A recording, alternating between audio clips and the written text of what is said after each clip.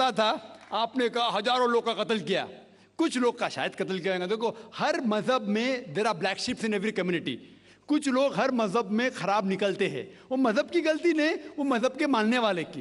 Christian में आपको कुछ खराब लोग मिलेंगे, मुसलमान में मिलेंगे, हिंदू में मिलेंगे।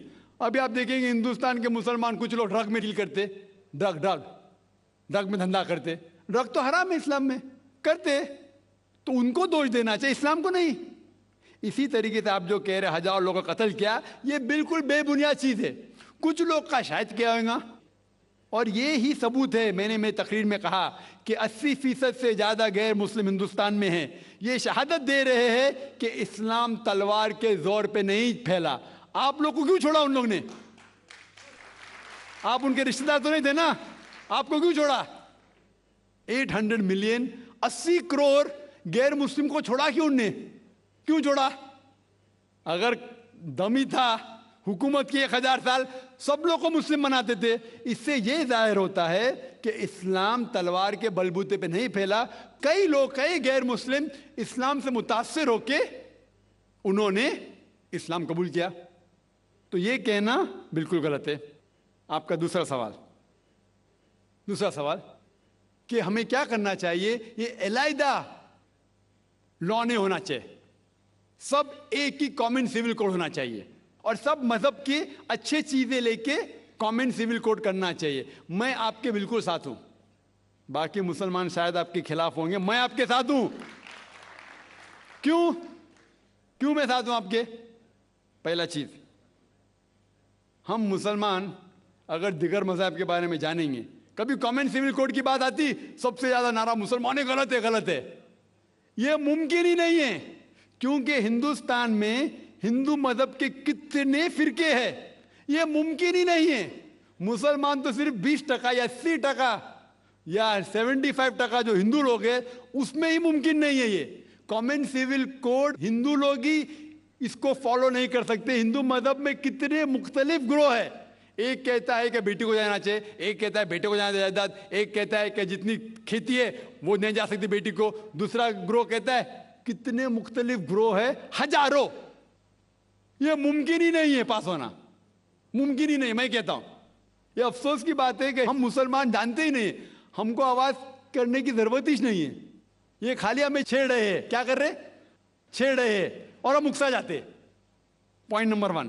पॉइंट नंबर 2, मान लो आप लोग कबूल करते हैं कि कॉमन सिविल कोड होना चाहिए। आपने क्या कहा कि सारे धर्मों की अच्छी बात को लेना चाहिए।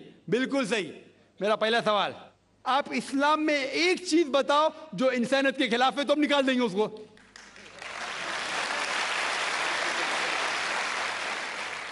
आपका यह कहना बिल्कुल सही है कि बाकी मज़ाहिब की अच्छी चीजें जो है, मिसाल के तौर पे मैंने तकरीर की similarities between Hinduism and Islam, तो जो अच्छी चीजें हिंदुइज्म की मैं ले चुका हूं।